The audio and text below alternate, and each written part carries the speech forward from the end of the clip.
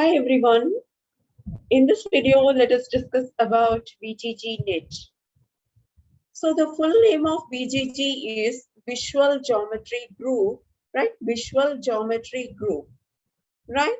So actually it belongs to the Department of Science and Engineering of Oxford University, and it has released a series of convolutional network models beginning with VGG, which can be applied to face recognition and image classification from VGG 16 to VGG 19, right? So what is the purpose of this VGG research? It is to understand how the depth of convolutional networks affects the accuracy of large-scale image classification and recognition.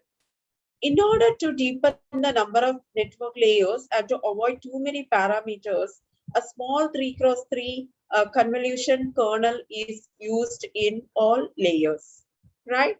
So the input VGG is set to an RGB image of 224 into 224 size, right? So the average RGB value is calculated for all the images on the training set image, and then the image is input as an input to VGG convolution network. So a 3x3 or 1x1 filter is used, and the convolution step is fixed. So there are 3 VGG fully connected layers, which can vary from VGG 11 to VGG 19 according to the total number of convolutional layers plus fully connected layers. So actually the minimum one was VGG 11, and it has 8 convolutional layers and 3 fully connected layers. So the maximum VGG 19 has 16 convolution layers plus 3 fully connected layers. So the VGG network is not followed by a pooling layer behind each convolution layer, or a total of 5 pooling layers distributed under different convolution layers. So here in this figure, you can see VGG structure diagram, right? So you can see that convolution plus ReLU, and this stands for the maximum pooling, and then fully fully connected plus ReLU, and then the next one is about the softmax, right?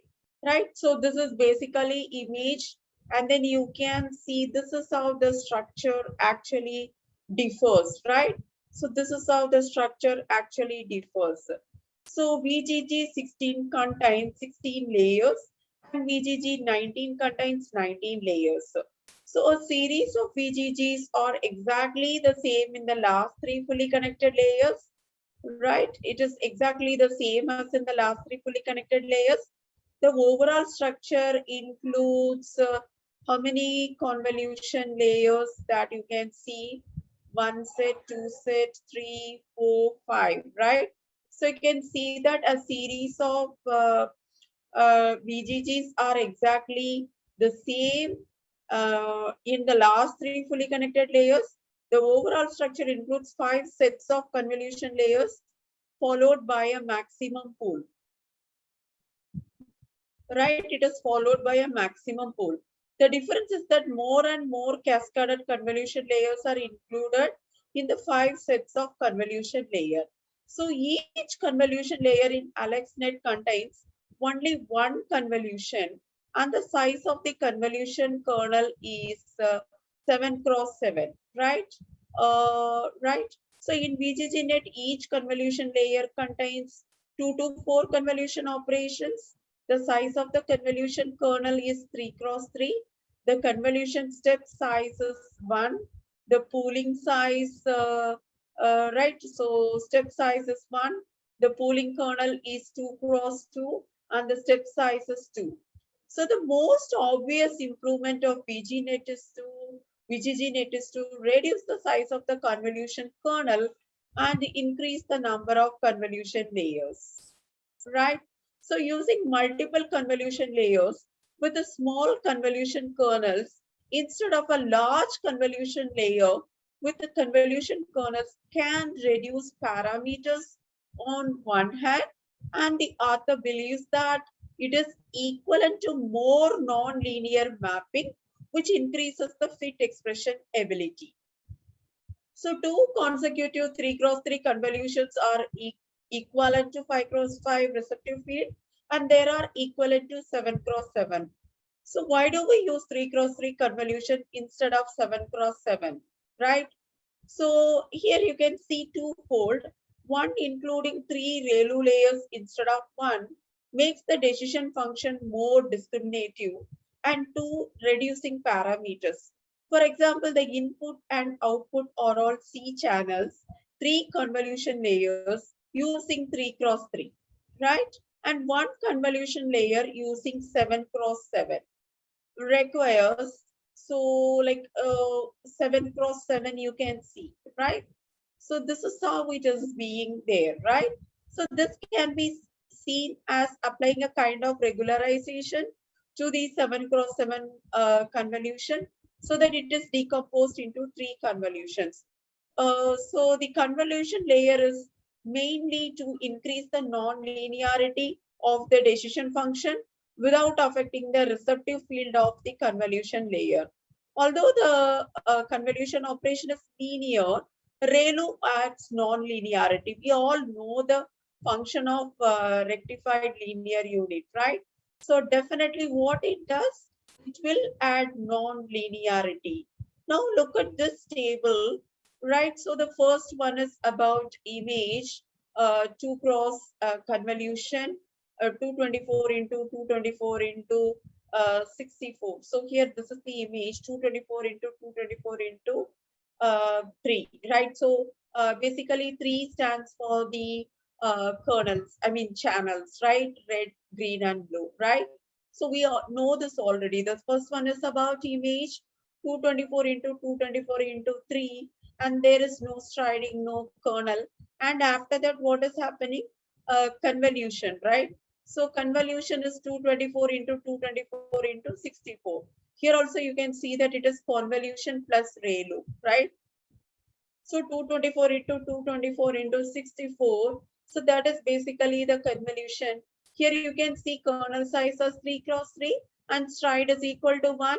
The activation function used is ReLU, right?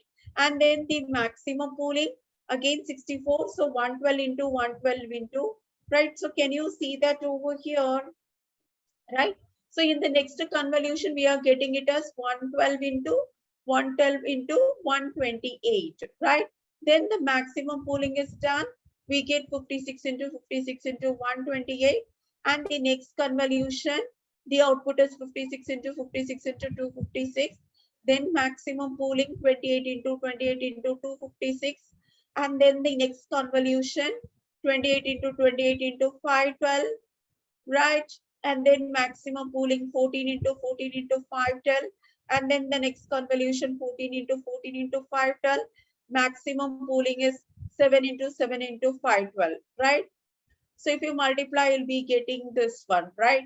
So then the fully connected is connected to 4096 neurons, and then 4096 neurons, and the output is limited to 1000 classes, and the activation function used in the output is softmax. We all know that the softmax is used in the output layer when we have multiple outputs, right? Since here we have 1000 output classes, we are using softmax as the activation function. In all the other places, ReLU is being used, right? So hope this is clear to you. So this picture is used when we introduce VGG16, and this is giving a lot of information about it. So right? So here how the training happens, like the optimization method is a stochastic gradient descent with the momentum, and here the batch size is taken as 256, right? The batch size is taken as 256. And then a regularization, L2 regularization is used. And here the weight decay is 5e power minus 4, and dropout is after the first two fully connected layers. So P is equal to 0.5. So although it is deeper and it has more parameters upon the AlexNet network, we speculate that VGGNet can coverage in less cycles for two reasons. One, The greater depth and the smaller convolutions bring implicit regularization. Second one, some layers of pre-training, right? So the next one is about parameter initialization. So for a shallow network, parameters are randomly initialized. The weight is sampled from say 0, 0.01 and the bias is initialized to 0. Then for deeper networks, the first four convolution layers and the three fully connected layers are initialized with the parameters of the A network. So, however, it was later discovered that it is also possible to directly initialize it without using pre-trained parameters. So, in case to obtain 224 into 224 input image, each rescaled image is randomly cropped in each stochastic gradient descent iteration. So, in order to enhance the data set, the cropped image is also randomly flipped horizontally and RGB color shifted, right? So let us look at the summary of it. A smaller 3 cross 3 convolution kernel and a deeper network is used. The stack of two convolution kernels is relative to the field of 5 cross 5 convolution kernel, and the stack of 3 cross 3 convolution kernel is equal to the field of view of a 7 cross 7 convolution kernel. So in this way, there can be fewer parameters. Three stacked three, I mean, instead of three stacked, what we have is like the lesser, right? On the other hand, they have more. The non-linear transformation increases the ability of CNN to learn features. So in the convolutional structure of VGGNet, a 1 cross 1 convolution kernel is introduced. So without affecting the input and output dimensions, non-linear transformation is introduced to increase the expressive power of the network and reduce the amount of calculation. So during training, first train a simple VGGNet A-level network and then use the weights of the A network to initialize the complex models that follow to speed up the convergence of training. So there may be a question like, why do we use 3 cross 3 convolutions instead of 7 cross 7 convolutions? 3 cross 3 convolutions using three non-linear activation function, increasing non-linear expression capabilities, making the segmentation plane more separable, reduce the number of parameters. For the convolution kernel of C channels, 7 cross 7 contain parameters and the number of 3 cross 3 parameters is greatly reduced, right? So what is the role of 1 cross 1 convolution kernel? It increases the non-linearity of the model without affecting the receptive field. 1 cross 1 winding machine is equivalent to linear transformation and the non-linear activation function plays a non-linear role, right? So the effect of network depth on results, in the same year, GoogleNet also independently released the network with a depth of 22 layers, right? So VGG and GoogleNet models are deep.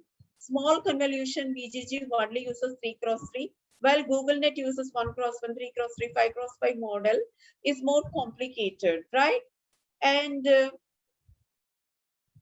on top of it, I can also say that here the smaller filters are used, but deeper neural network, right? And then it has 3 cross 3 convolution, stride 1, pad 1, 2 cross 2 maximum pool, stride 2. So why do we use smaller filter? Stack of 3 cross 3 convolution layers has same effect of receptive field as 1 7 cross 7, but deeper, more non-linearities and fewer parameters. So when we talk about VGG 16, it has 16 layers, its a error rate is 7.3 percentage, improved from 11.2 percentage model. The model did not win, right? So when we talk about this, here the parameters do not include biases, right? So it flattens cooling output, right? So finally, the more parameters are in the second part of fully connected. Clear? So this is what gives us a very good information about, we were discussing about A, B, C, D, and E, right? So here A, when we consider A, there could be 11 weight layers, and here again 11 weight layers, B 13 weight layers, So 16 weight layers, 16 weight layers, and 19 weight layers, right? So here convolution is also getting changed, right? So this is the basic comparison of it. Like whenever we learn, if we learn by comparison, it would be really helpful for us, right? So you can also compare AlexNet, VGG16 and VGGNet, right? Already we have compared AlexNet with the ZFNet, right? So here also we can compare with the VGG16 and VGG19, right? So as I told you here, there will be 16 layers and here there will be 19 layers. So let's just look at this, like here there is additional 3x3 convolution layer, here also additional one, right? Can you see the difference actually? What is the difference between VGG16 and VGG19?